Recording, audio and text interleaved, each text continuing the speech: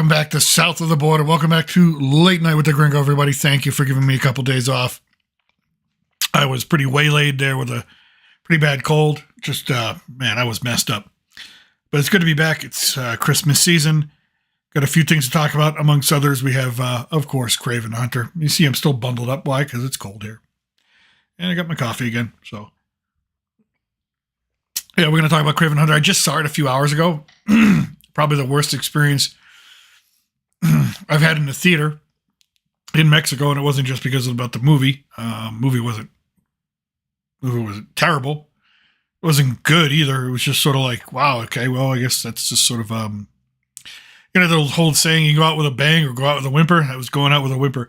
But we'll get into that, and I will not hold back any spoilers or anything like that. I'm just going to talk about the movie, so if you really care about seeing the movie, you want to be surprised, I don't know what you're going to be surprised about, but then, just be forewarned. I'm going to talk about the movie. Talk about the Golden Globe nominations. Apparently the Hollywood Foreign Press, whoever's running that thing now, I don't even know who does the voting on that thing now. The biggest nominee, or the one that got the most nominations, of course, is a very interesting film. I'll bury the lead here. I'm not going to bury the lead. Very woke film. Just put it that way. And it's obviously a reaction. And I got some questions like, how do films get nominated before they actually get released? Like, they're not getting released until next year. How'd they get nominated? I mean, I don't get that. So it seems more like a commercial to me than anything else. And then I'll tell you the story about what happened today. Well, first I'll probably start out by telling you a story about what happened today without going, without getting too personal. But again, once again, thank you for giving me a couple days off. I was feeling terrible. I think you hear my voice. My voice is still a little, probably not the best thing to be drinking coffee. Should be drinking tea, but you know what? I need my coffee. So we usually go to Cinépolis. There's two major theater chains here in Mexico when you come down. There's Cinépolis and then there's Cinemex. And either or are good. Just the Cinépolis we happen to go to has got this VIP theater section, right? It's got like 4 or 5 different theaters to it. Reclining leather seats that are like, you push a button and recline. You can lie down flat. Table service for drinks, food, whatever you want. Plenty of room, big space, tables next to you on both sides. A lamp if you got to turn it on. It's just really a lot of space. Lot of space. Very, very comfortable and pretty cheap to actually go and see a movie there, based off of the currency between the U.S. dollars and pesos. So that's where we normally go. And then Cinemex, we like Cinemex, but it's a little further out of the way. But the last couple of times we went to Cinemex, because I when a movie comes out and I want to review it, and a lot of times a movie will come out a day ahead here in Mexico than it will in the United States. So it's like, I get to see it first and at least get a little jump and try and figure out what I want to say and do a review.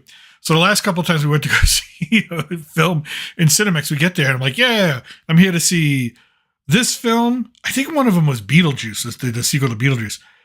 My wife could remind me, but so we get there. We're like, yeah, I want to see. I'm here for the first showing on the first day of this film, and they're like, "Sorry, we can't sell you a ticket." I'm like, "Why? Like what's going on?" My wife's just, my wife translates for me. They forgot to order the actual, like the theaters have to order the movies. They say, "Yeah, we want to watch. We want to screen that film." They had forgotten 2 times in a row major motion picture releases. They had forgotten. I think the other one was, one of them may have been Alien Romulus. I don't know. Anyways, so they forgot to order the films. So even though their website advertised it and people are showing up, they didn't know what to do. They're just like apologizing profusely. So I'm like, all right, never had that problem over in Cinépolis. So we just go. It's in a giant mall complex. It's nice. So plenty of places to eat afterwards or before. If you want to eat during a movie, that's your thing. So anyways, never ever have an issue. Always go there. Always have a good time, right? This time, so we get there and we're early. It's the first showing. It's like the 2:30 showing, and we get into our theater, get into our seats. Right, nothing's happening. Right, we're getting ready to order food. And my wife says, "Hey, let me go use the restroom." I said, "Sure, no problem." Before we order food, because I need her to order food. Otherwise, I'm going to screw up the order because I don't speak Spanish that well to be able to order food with all the nuances. She wants this sauce, that sauce. No, whatever. I don't want to screw up. I don't want to screw up her order. So I'm sitting there, just kind of twiddling away. Nothing's on the screen, and my phone rings. It's my wife calling me. I'm like, what the hell? And she says, you're going to need to come down here. I go, why? Somebody hit me. I go, excuse me? So when you're a husband, well, here's the thing. Listen, I try not to get too overreactive when it comes to things like that, except for when it's my wife or my kids. I'll talk to you and reason with you about anything in the world. Any problem in the world, except for two things. If you put your hands on my wife or you put your hands on my kids, and I don't care who you are, then I lose. It's blind rage. So I literally get up. There's other people in the theater, and they just see this 6'1", 250-pound white guy just shoot up and like beeline it out the theater. And they have to be thinking, what in the hell is that? Get out there. There's my wife standing. There's another woman. There's the manager of the theater. And I'm just storming up. And I'm just like, what happened? Who hit you? And my wife says, this person hit me. And I look at this woman. She's like, I never knew Karen. I guess Karens exist in Mexico. There's my first ever Mexican Karen. And I said some things to her I'm not going to repeat on this. Because at that point, you hit my wife. I don't care what gender you are. I want to kill you. Basically, that's the way it goes. I want to just lose it. So I said some things to her. And then I said something, and the manager's just trying to like, oh, we'll give you free food. I'm like, what? And my wife's translating all this as it goes because, they're going back and forth. And the woman who hit my wife is laughing. Now, the thing is, my wife went to the restroom. There's 4 stalls. One of them is a handicap stall. If you looked at my wife, you would think to yourself, she does not need a handicap stall, but she has currently a condition, which I won't get into, that requires her to use a handicap. So she went to use a handicap stall.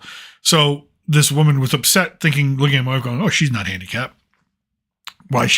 How dare she go in that? And so that's where she went and hit my wife and then was berating her for using, and I'm like, what in the hell is going on?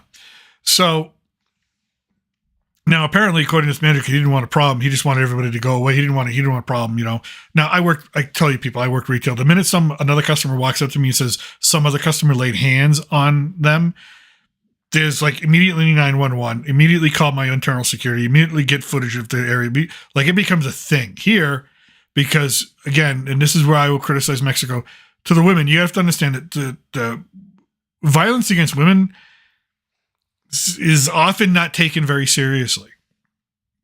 And it's one of the more frustrating things about and one of the things I always try to protect my wife about. She goes out and I'm like, oh, and if I can't go out with her or if I just don't feel it because I just, I got things going on, things I got to do, I always worry, right? So if you ever come down to Mexico, you have to worry about that stuff. So the manager's sort of like trying to blow it off. And I looked at him, I go, listen, in my country where I come from, and the last state I lived in was Texas. I looked at him and said, in my country where I come from, the United States of America, and I didn't mean that like, oh, we're better than you are. But if you put your hands on someone's wife, you die. You in the minimum, you get the shit beat out of you. And I said, so, and he called security finally, but he called security on me because he felt threatened by me because of the words I was saying. I'm like, wait a minute. So the security shows up from the mall, right? And they're getting ready to call the police. And I said, listen, let me get this straight. It's a really bad thing. Like the priority for you is that I said bad words and stood up for my wife, but apparently it's okay to go around hitting strangers in your mall. And the head security guy looked at me and he's like, yeah, this is bad. Like I could tell like, okay, there's no reason that this should have gone to where it got to, that the other woman should have been taken. They actually let her go back into the theater. She was going to go see the same movie in the same theater we were. So she disappeared with her 2 beers and laughing, goes to the theater. And we talked to the internal security guy, looks at the manager of the movie theater, goes, what are you doing? This woman here got assaulted by that woman and you're complaining, you're calling because you feel threatened by I would feel if I was, if I saw me that mad and angry and yelling, yeah, I'd probably feel threatened, but you know what? Too bad. You got to deal with it because no one's hitting my wife and then going to get a free beer and go watch a movie. That's not happening. Somebody, if it takes me to go get put in handcuffs to get that person, dragged out of there, that's what I'll do. Yeah. You just don't put your hands on another man, you don't put your hands on people, for stupid reasons. And then they had actually made my wife explain why it was okay for her to use that handicap stall. she actually had the doctor's notes and all that stuff and the condition and all that. And they looked, and then they said, "Oh shit, this is a lawsuit, right?" And we're not the kind of people. My wife will decide what she wants to do. If she wants to sue them, that's fine. If they don't, that's fine too. But I said, "Go ahead, call the police. Let's call the police. Call the police." Because apparently, and I looked at the manager because he was still kind of trying to. I said, "Listen, if you're going to tell me it's okay just to walk around and randomly hit people, I'm going to randomly hit you right now, and then you can tell me if you're okay." And at that point, internal security said, "Okay, we're going to go get that woman out of the theater. If she gives us a problem, then we'll call the police, or we call the police. We're going to escort her out, and we're going to ban her from this whole complex, not even the theaters, just the entire mall area." I said, "That's fine. Whatever my wife wants to. If that's what my wife wants, it's what my wife wants. I'm just here to hurt people. If she says to me, hurt somebody, I'm going to hurt somebody. If she says go, then I'm going to go." Thank God her sons weren't there. Because her sons would have zero tolerance. Her two boys would have absolute zero tolerance for laying hands on their mother. Don't care who you are. They would just, I know they get it from me. But so a few minutes later, now meanwhile, the movie's playing. Thank God the first 8 minutes of Kraven the Hunter was put online so I can see it. And we'll get to why I couldn't even understand it anyways. They escort her out and her mother and see you later, bye. Now I'm still keyed up. I'm like ready to go. I'm just like juiced. Like when you get to a point where you're like, oh, I'm ready to have violence. I'm ready to participate in violence in defense of my wife. You know, it's hard to kind of come back down from that. And so we went and sat where we were supposed to sit, where our tickets were. And we start watching the movie. And,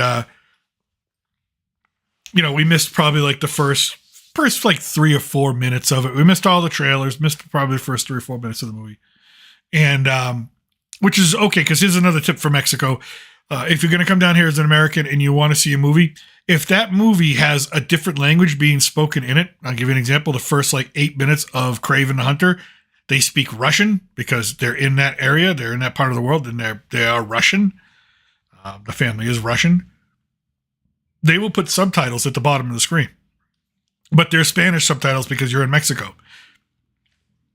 So I was listening to Russian being translated into Spanish, and I was reading Spanish translation of spoken Russian.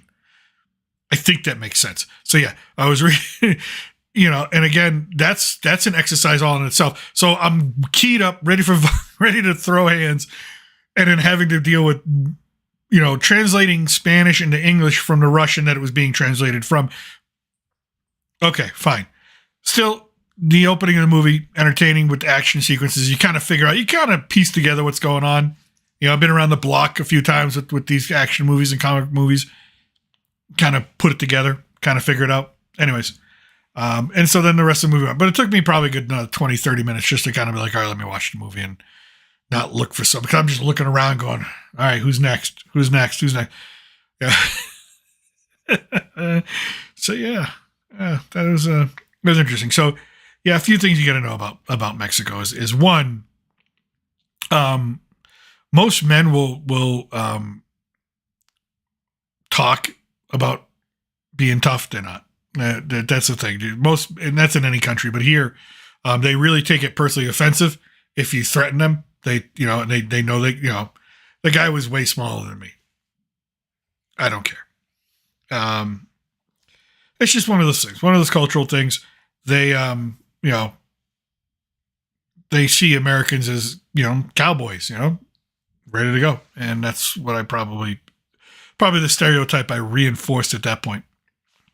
So anyways, let us, because we're going to get into it. There we go. Kraven the Hunter review. Kraven, not quite, but Aaron Taylor Johnson stars in a Marvel action movie where everything feels derivative. That's Variety, and what they think. The movie was a mess. It was all over the place. It never felt smooth. A lot of exposition in the beginning, a lot of bullshit exposition in the beginning. Here, take this magical potion, and now you're magical. And it's like, hey, where'd the potion come from? We're not going to tell you. And what is it? Tarot cards. You have a tarot. It's just really a lot of exposition, a lot of stuff that doesn't make sense. Aaron Taylor Johnson, fine acting. Russell Crowe, great. I mean, you get a Russell Crowe performance. Like, that's a good thing. You get to see Russell Crowe trying to be as badass as he can be in the shape that he's in, because he's no longer in gladiator shape, that's for sure. Pulls off some really good acting there, because Russell Crowe. He was probably, honestly, that's probably Russell Crowe phoning it in, and his phoning it in is better than 99% of the other actors and actresses out there in the world. Aaron Taylor Johnson, incredible shape. And I guess he always keeps in incredible shape, but he incredible shape. But he doesn't look like when you have Kraven the Hunter as a comic book character, he doesn't have that. I don't know. You just don't think when he seems like Kraven. You think muscled up dude who wants to be Kraven and went that way to Comic-Con. Great outfit. Costuming was great for Kraven. But you never get that menacing, I don't know. You just never felt like that Kraven the Hunter character. And here, like I said, we're going to speak spoilers, and I don't care, because not many people are going to see this movie. This movie got pulled out of about 1,000 theaters in the United States already because it's not selling any tickets pre-sale. And movie theaters would rather say, you know what, we're only going to show Kraven the Hunter on 3 screens. And in the other 2 that we pulled it out of, we'll put Wicked and we'll put Moana 2, because even if we only fill up half of those or even a quarter of it, we're still making more money than we would with Kraven Hunter. So it's tracking to do worse than Morbius. It's tracking to be worse than Madam Web. I mean, so Sony Spider-Verse starts the year with Madam Web. It's going to end the year with Kraven Hunter. And Kraven Hunter was a better film than Madam Web. I'll tell you that. It was definitely a better film than Morbius. But it's still a mess. It's, and again, I very rarely will say on a scale of 1 to 10, it was this. But it's the only way to say it's just mid. It's like a 4, maybe a 4.5, maybe a 5. The script was all over the place. At one point you're in Africa, then you're in London, then you're in Turkey, then you're just everywhere. It didn't seem smooth. It never felt smooth. The action sequences were really cool. I'll tell you that. The chase scene, the major chase scene, through London, I think it's through London. Yeah, through London. Was awesome. Was awesome. CGI is You get some really decent CGI with some of the animals, and you get some like, okay, that looks really fake. Way too many villains in this film. Just way too. You have Kraven's Kraven's a villain. I mean, he is a villain, but he's sort of like the anti-hero, so he's our protagonist here. So you've got Kraven's father as one of the villains, and that's the main conflict that seeds in the whole beginning half of the film, which is all origin story. And then it kind of goes away a little bit. It kind of gets put under this because they're trying to swerve you, kind of do a little trick for you, but it doesn't work. You have the Rhino, laughable. Some people say, "Oh, I like it." No, it was laughable. This guy, he has this pack on his back. I mean, so he's Bane basically, and he takes this serum or undoes this serum, and he turns into a rhino skin, and horns grow out of his head. He looks so cartoonish. It looks extremely cartoonish when he fights Kraven. Looks extremely cartoonish. So it wasn't that. Then they have the Foreigner, who is in the comics. I think the Foreigner is just like a really you comic book nerds out there along with me, this is just one of the, sometimes you can't remember everything when you're a comic book nerd like myself. Let's see here. The Foreigner is like a really good hitman. He's really athletic. He's really, he's just accurate. He's just good at what he does. Here, he's got like this power where he counts down 3. He takes off his sunglasses and goes 3, 2, 1. And people are like, I don't know if they're stuck in time or hypnotized because he's moving in like this slow motion. He peers. It's weird, man. And he's not necessary. He's just not necessary. You got Calypso. Listen, not the maybe I haven't read every Kraven comic book in the world, but this Calypso is not the Calypso as the Kraven's witch from the comic books. Calypso's Haitian and in the comics, and she's a witch, voodoo, all that. And here she's, I American, I guess. She's an American. She's a lawyer. Okay. And she kind of lets on that she knows more than she doesn't, and she has outfit changes that don't make sense. At one point, she's in the jungle with like a white shirt, a tube top, and like khaki shorts with boots, like she's an archaeologist or something like that. And like in the next second, she's wearing like this superhero like turtleneck, ribbed and dressed. And I'm like, where do you get, like, you just ran for your life from your office? Did you stop at home to pack? Like, anyways, things don't make sense. And terrible. I don't know if it's the actress. I don't know if it's the actress or the lines, the writing, and she's probably trying to do her best with the lines that she's being given. But it just didn't sound like there's no I didn't feel any chemistry between her and Aaron Taylor Johnson. I didn't feel any of that. That relationship. The kid who played Dimitri, Kraven's younger brother, and again, spoiler alert, because if you don't know, in the comic books, Dimitri becomes wait for it, Chameleon, right? The character Chameleon, the villain Chameleon, who's everybody knows from the animated show, and everybody knows from the comics, right? And but it's, you know what? He was I really enjoyed how they did his character. Really kind of understated, kind of like you really felt bad for him.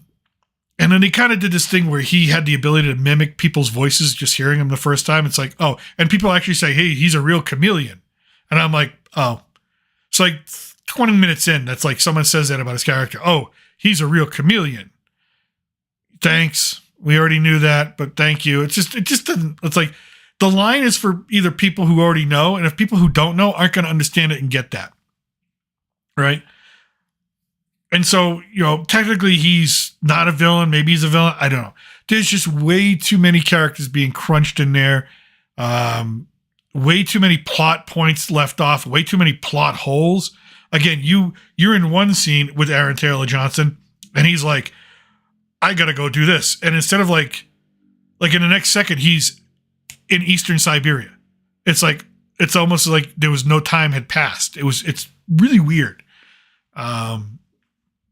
Oh, and they do the thing where give him a serum that makes him afraid. Or they give him a scarecrow serum, basically.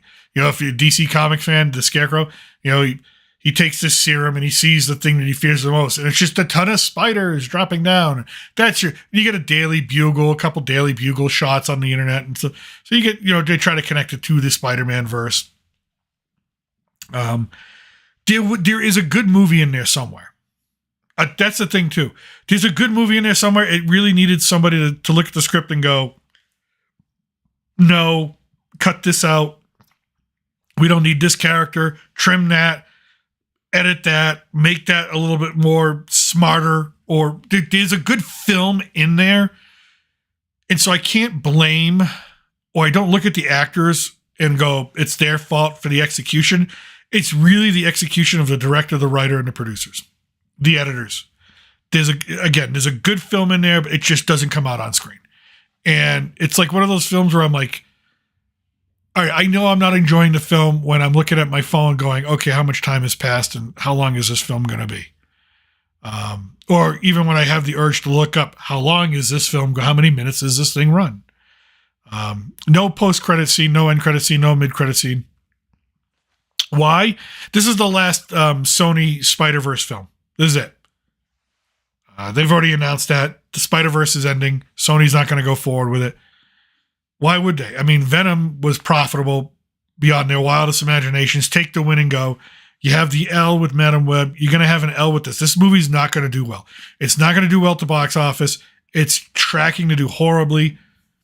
No ticket sales. Again, people, there's about 1,000 theaters in the country that have pulled it in favor of showing something profitable. If you want to go see it, that's cool. Like I said, there are some really cool sequences. Bloody. This is not a family movie. I know it's the holidays. You do not bring your 10-year-old to this, or maybe you do if you're kind of like that kind of person. I don't know. I don't want to tell you how to raise your kids. It is bloody. The Guy literally bites off somebody's nose and spits it out. It's bloody. There's a lot. You leave it with a lot more questions than answers. You leave it going, okay, what did I watch and what did I take? Flip side, my wife said I liked it. I'm like, okay. Everybody, this is my review and this is what I think. Again, as a comic book fan, it didn't hit the mark for me. And I think as general audiences, they don't want to see this anymore. I think there's a lot of ill will from Madam Web and Morbius. I think when people think Sony Spider-Verse, they think of those two films and they think, oh God, no. So it's like and I made a video back in, I want to say March, where Aaron Taylor Johnson was talking on a press junket about this film and about how he hoped like the bad Madam Web press didn't affect it. And I think it does. I absolutely think it does. So, yeah, it could be one of those, like The Crow, Megalopolis, one of those big flops. So we'll see. We'll see. Again, if people like it and want to go see it, awesome. You want people, I'd love to see a comic book film succeed. It's just not that. It's not that. Ugh. Wasn't my cup of tea. Wasn't my cup of coffee there. All right. So speaking of the box office, just real quick, how crazy is this? Moana 2. Already number 5, $606 million. Crazy. Disney could end up with the number 1, 2, and 3 films overall grossing films of the year after a real bad start. I mean, that's got to be welcome news. If only they can get Star Wars right. Jesus. Man, they could be printing money left and right. And then Wicked, a lot of people still seeing Wicked, 465. It's not going to make that billion mark. That's starting to slow down. Number 9, though. Number 9, Gladiator creeped up to number 13. That's awesome. Knocking out Twisters and all that. Beetlejuice still hanging in there. I think I've seen all these. Yeah. I'm probably going to watch this with my kids again when they get here for Christmas. I know. They're 20. I know. But I'm still a dad. What can I say? Or Deadpool and Wolverine. That'd be fun. I've watched that 2 or 3 times. But anyways, so that's where the box office stands right now. Let's get to our news. That is where our box office stands right now. Oh, real quick. People probably already saw this. I thought this is interesting. You're going to bring back Robert Downey Jr.? You might as well bring back Chris Evans. He's going to be there for Avengers Doomsday. And yeah, he'll be Captain America. He's not going to do the Johnny Torch, Human Torch thing. He's not going to do that thing again. That was for comedy. He's gonna roll in there Avengers Doomsday as Captain America. And good, because that's pretty much the role. He either plays Captain America or he plays a Bostonian dick. Which, again, being from Boston, I'm also a Bostonian dick. So he does it well, actually, that douchebag role. He does it well and does it with a lot of fun, so I enjoy that. But I also enjoy Captain America. I think, talk about perfect casting. So yeah, looking forward to that. Talked about the box office. Here we go. All right. Golden Globe nominations. And if anybody cares about, I really stopped caring about award shows. I care, but I don't care. I know that they're not rewarding art. They're rewarding politics. They're rewarding social agenda. And here we have Emilia Perez leads the film nominees with 10, followed by The Brutalist, Conclave, Honora, and The Substance. The Bear leads the TV noms, followed by Only Murders in the Building and Shogun. For those of you who don't know what Emilia Perez is, this is Emilia Perez right here in the middle. All right. Zoe Saldana is her lawyer. Emilia Perez is, she was a drug cartel leader who, when she was going to get caught, decided to transition to a woman. And so now it's about Zoe helping her find her new life as a transitioned woman instead of a drug cartel member. Because when you transition, after being a drug cartel leader and you murder thousands and are responsible for the poisoning of thousands more, if you transition, if you cut off your pee-pee, all is forgiven. It's all good. You're a hero. You're a hero. So that's going to win everything. It probably win the Oscar for Best Picture, probably too as well. With the way the last election went, this is how Hollywood fights back. So yeah, I fully expect that to. I'm going to get the most nominations. Most nominations. Yeah, I love how they really talk about it, like what the film's about. Yeah, they really don't talk about it. We're going to get into these. Oh, it's going to be hosted by Nikki Glazer. Who cares? Ted Danson will receive the Carol Burnett Award, which recognizes TV excellence. And Viola Davis received the Cecil B. DeMille Award. For what? I'm not sure. Cecil B. DeMille, one of the most legendary directors in all of Hollywood. I'm not sure what Viola Davis has done to... I mean, okay. Again, maybe for that Woman King film she made. I don't know.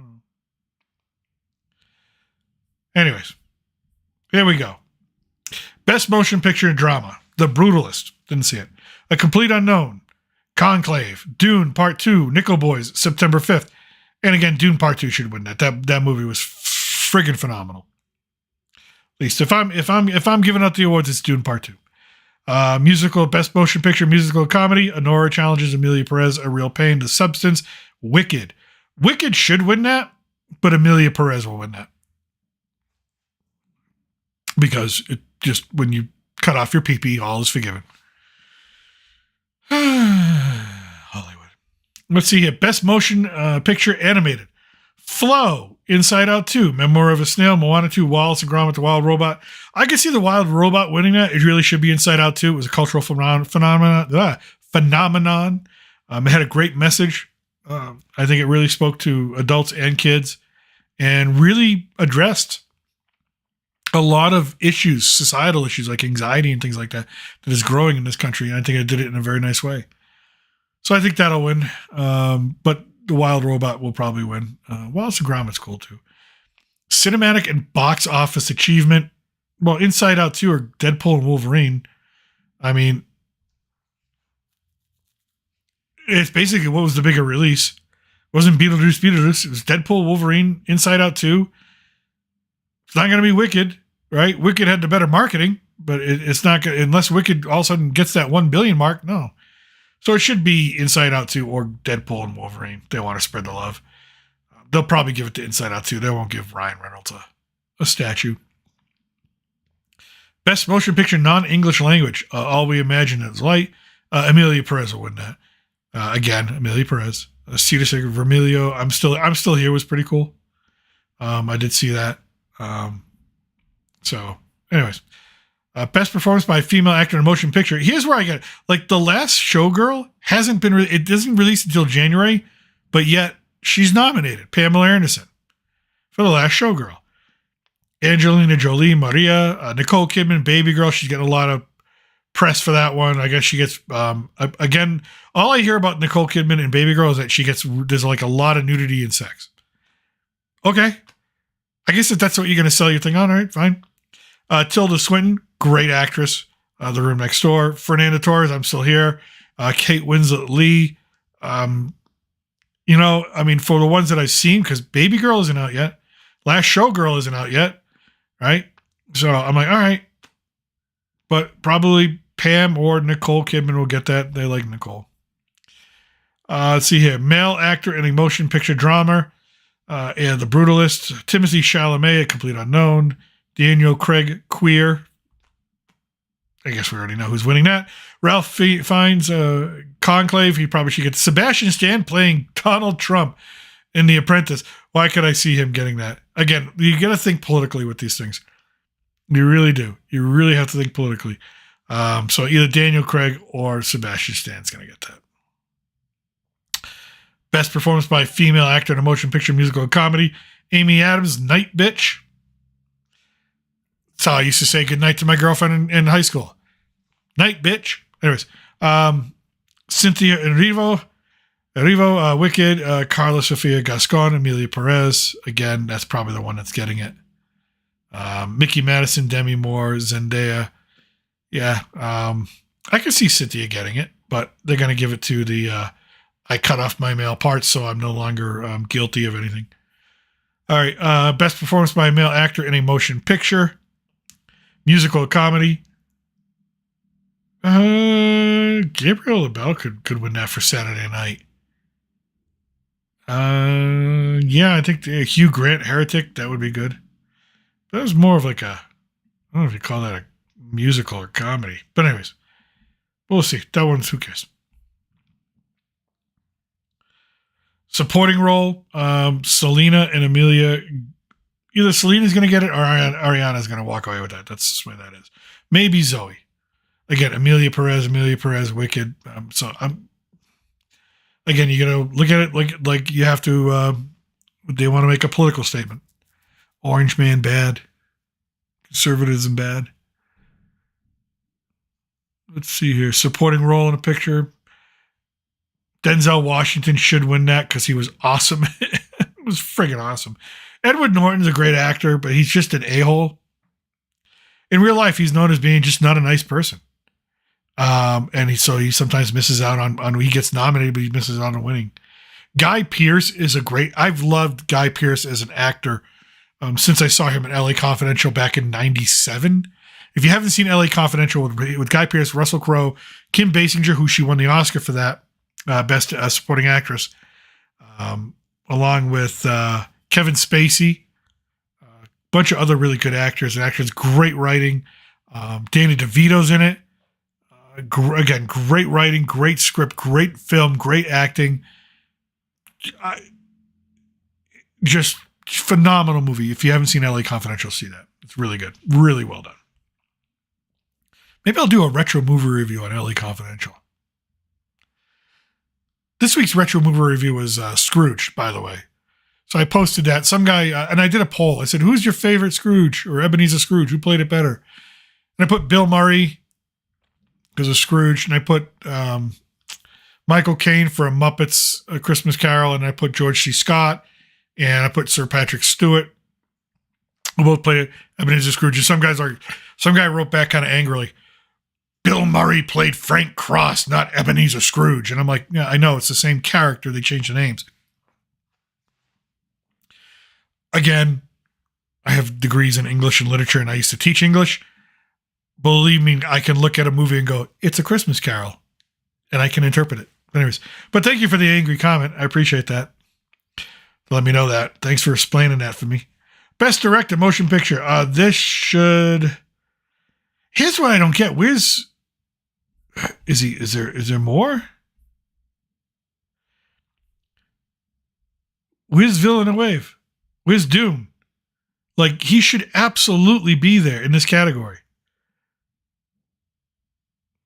Wow. It's crazy. Best Screenplay. Again, who knows? We'll see. Maybe Conclave, maybe The Substance. Give that a win. Motion picture score. Again, Dune Part 2. Hans Zimmer should win that easily. Best original song. Who cares? And then you get to the television stuff. I don't really watch much. Here's where I almost got. I'm like, where's the Penguin? How is the Penguin? First of all, Shogun. If you haven't seen it, what an incredible series. That's my second favorite series of the year. Behind the Penguin. And I was like, where's the Penguin? Where is it? Now, Only Murders in the Building keeps getting a lot of hype. I should check that out. I should check that out. But it's a limited series, anthology series, or motion picture. So there's probably not going to be a season 2, but here you go, the Penguin. And that should win. That should absolutely demolish anything here.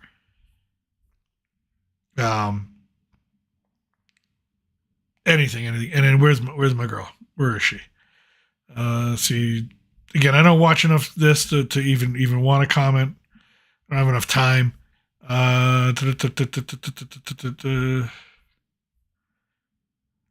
Here, Limited, right? I mean, she should win that easily. If she does, she just should. She should win that easily. Christine Milioti, performance of the year in The Penguin, along with Colin Farrell. Those two should walk away with those easily walk away with those. All right, and then everything else, I guess, right? Who cares?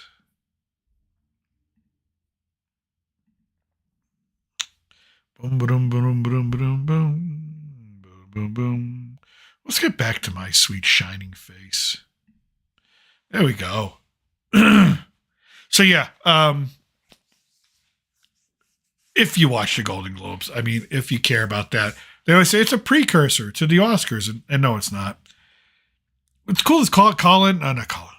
Conan's going to host the Oscars. That's different. That's new. I think that I always like Conan. He's funny, so hopefully he can pull that off. He's a little older now. We'll see how tempered he is with all that, and excuse me. We'll see how tempered he is with his jokes, or if he just lets it loose and lets it fly, because there's a lot to make fun of this year. There's a ton of, I mean, the P. Diddy stuff alone, it's enough to make fun of a ton of people in the audience. Speaking of which, Jay-Z, oh my God. So Jay-Z got sued, served papers, and he adamantly came out to deny everything. It'll be a real fun January and a real fun February if Donald Trump keeps his word. That's a big if. It's a huge if. Huge if. They have it on videotape multiple times, him saying and agreeing to, yes, I will release the entirety of the JFK assassination files. Fine. It's about time, right? Then he also said he would release everything on Epstein and then everything on and have the Justice Department release everything on Diddy. So I don't think he's going to. I think there are going to be forces beyond his control. There's going to be reasons why he can't do it. He's going to have to walk those back. But if he does do that, it'll be real interesting. But Jay-Z, the latest to be implicated. Look, I don't know. I don't know nothing from nothing. Would it surprise me? No. I mean, even if you're a Beyonce fan, she hasn't been really singing too many beautiful songs about the guy in the last 10 years. Doesn't really paint a great picture of him as a husband or as a person. So, I always tell my wife, where there's smoke, there's fire. I mean, and there's some smoke there. There's some smoke there. And stealing a line from the movie JFK, where there's smoke, there's fire. So we'll see what happens. We'll see. And the lawyer that Jay-Z's statement really went after the lawyer. And if you don't know who Tony Busby is, the lawyer who is the one serving the papers to Jay-Z, Tony Busby gained a lot of prominence in Houston. That's where he's based out of Houston. I know this because I used to live right outside of Houston. And he represented, I think, almost every single one of the complaints or plaintiffs against Deshaun Watson. The NFL quarterback, he played for the Texans at the time, got traded to the Cleveland Browns, and now he got benched or hurt or whatever, right? But I'm talking it was 23 to 25 different sexual assault complaints. And Tony Busby, had Deshaun, forced Deshaun to settle them all. And now he's representing about 100 of the different clients and plaintiffs in the Diddy thing. So he's got a track record of being able to take this type of information, take these type of cases, and make something happen with them. Is he looking for money? Probably, sure. What lawyer isn't? I don't think he's. I don't think any of the. I think most of the plaintiffs are looking probably for some cash. They're not looking for. I mean, they're not criminal complaints. And then Jay-Z came out and he said he's forcing the plaintiff to reveal her name, which, sounds very defined. And as a guy, I'm like, yeah, reveal it. And I'm like, wait a minute, that's against the law. And if you know her name, you can intimidate her. There's a reason why that protection is in place. And there's a reason why we don't, in most cases, we don't do things like that and reveal people's names in cases like that. So it's an interesting strategy for Jay-Z to come out and state on his Twitter account and on other platforms. The next day he was on the red carpet premiere with Beyonce and his daughter Blue Ivy, who I guess because Beyonce is a voice in the Mufasa sequel or prequel. Blue Ivy, 12, 11 years old. I'm sure she's well qualified to be in that sequel and do some voice acting. No nepotism there, but that's okay. I'm sure that was all fair. Sure there were a lot of auditions done, and she fought hard to get that part. I don't know if I'm going to see Mufasa. I don't know. It depends on what day it comes out. What day does it come out? Hold on. What day does it come out? What day does Mufasa come out? Give me a second, everybody. Let's see here. Yeah, continue. Yeah, not now. 28 years later came out. That's fine. Here we go. Is it Mufasa? Yeah, Mufasa the Lion King. Yeah, my trusty IMDb usually gives different countries. Let's see. Release date. Okay. Let's find Mexico. December 19th. All right. Comes out December 19th. When does it come out in the United States? December 20th. All right. Well, I'll see Mufasa a day ahead of everybody, I guess, if that's, my kids will be here. I'm sure they're going to want to see something different, but they're really excited. My son sent me the 28 days later. The 28 days later trailer when it posted, when it first broke out. And I'm a huge fan of the first one. Huge fan of the first 28 days, and it's 28 weeks, which was just good. And then you bring it back, it looks good. Like the trailer, the way it's done, even like I was watching it by myself, and they didn't have headphones on. It was kind of loud. My wife walks by. She's like, "What in the hell are you watching?" And I'm like, "Movie trailer." It looks well. And zombies have been done to death. Over and over and over and over. It's almost like, okay. And I told you, we're going through the witch phase right now. Hopefully we're towards the end of the witch phase. We had the acolyte witches. We had Agatha all along, bunch of witches. Just witches everywhere. It seems like wicked witches. All right. So maybe the year of the witch is going to be over soon. But I don't think going back to zombies is the answer, because zombies have just been done in so many ways. But if they do it right and they stick to it, then I think that it looks interesting. Some great visuals in that trailer. Looks interesting. I think it could be very good. I think it could be really good. And again, it all depends on writing and execution. That's it. Writing and execution. And it comes out next year in June. I think the release date is set for June 20th of 2025. So there's a movie to look forward to. There's really not many other movies that I'm looking forward to in 2025 that I can think of off the top of my head to just go, oh yeah, I remember that. There's nothing going on. There's nothing going on for Star Wars. I mean, Star Wars news keeps rolling out. We're doing this movie, we're doing that movie. And it's like, okay. They haven't had a new movie since 2019, and that's probably a good thing. It probably is a good thing. Until they figure out exactly what they want to do, where they want to go with it. I don't think the Rey movie's happening. I really don't. After the backlash that it got, the Skeleton Crew's doing well, although episode 3 dropped and I fell asleep watching it. It's a kid show. And there's only so many times I can listen to the one girl there just verbally abuse the kid Wim because he's a boy. Yet we have same-sex couples in this show. It's a kid show, so obviously we had to indoctrinate the kids. Disney can't help themselves. Whatever. Okay. That's where you want to go. And but I did. I fell asleep a little bit. And I'll go back and watch it. Creature Commandos or Creature... Is it Creature Commandos? Creature Commandos hasn't released a new episode, and I think if you saw my review of that, you know what I think of that. But I'll keep watching. Hopefully it gets better. And we're going to stop calling half the country Nazis. That'd be really cool. That would be awesome if we stopped calling each other names like that, but it's okay. I don't think it's going to happen, but yeah, that is what I got for you here on this Wednesday. So, it's been an interesting day. Like I said, ended up having to defend my wife, almost going to fight, almost got, live stream from Mexican jail. That would be interesting, wouldn't it? That would be great. Me and my friends in a Mexican jail. That would be, I'd get along with everybody. Be all good. It'd be all good because I'd just be the gringo. that's what they call me, and that's how I'd respond. Hey, gringo. Hey, yeah, what up? Que pasa, mi amigos?